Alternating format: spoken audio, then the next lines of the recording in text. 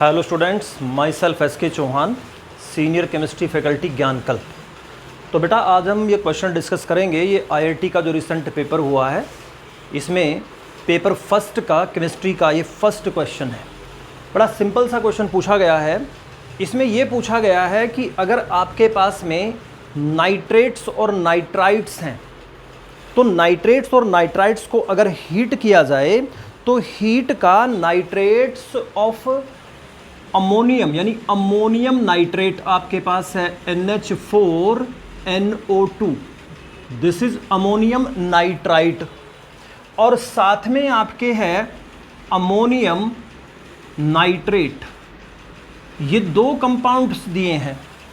तो ammonium nitrite जो होता है और अमोनियम नाइट्रेट, अगर इन दोनों को हम हीट करते हैं तो जो प्रोडक्ट बनेगी उन प्रोडक्ट को आइडेंटिफाई करना है। नाइट्राइट जो होते हैं, अगर नाइट्राइट को सिंपली हीट किया जाए तो नाइट्राइट का जो मेल्टिंग पॉइंट होता है वो लो होता है एज कंपेयर्ड टू नाइट्रेट। तो लगभग अगर हम इसे 60-70 डिग्री सेल्सियस पे हीट करते हैं तो आपके जो नाइट्राइट्स होते हैं वो डिकम्पोज हो जाते हैं बेटा, और डिकम्पोज होकर के simply they produce nitrogen and water vapours produce करते हैं। तो अगर नाइट्राइट को हीट करेंगे तो नाइट्रोजन और वाटर वेपर्स बनेंगी, सिंपल।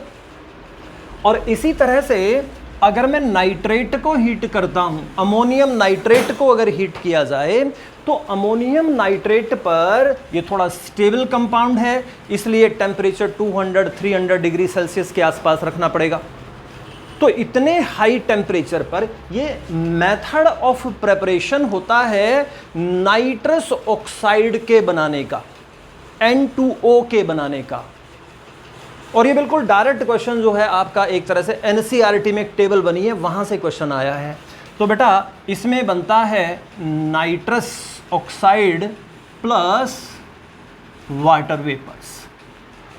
N2O नाइट्रस ऑक्साइड को हम लाफिंग गैस भी कहते हैं। कई बार आपने सुना होगा लाफिंग गैस, जिसको इनहेल करने से आदमी को बहुत ज़्यादा तेज हंसी आने लगती है।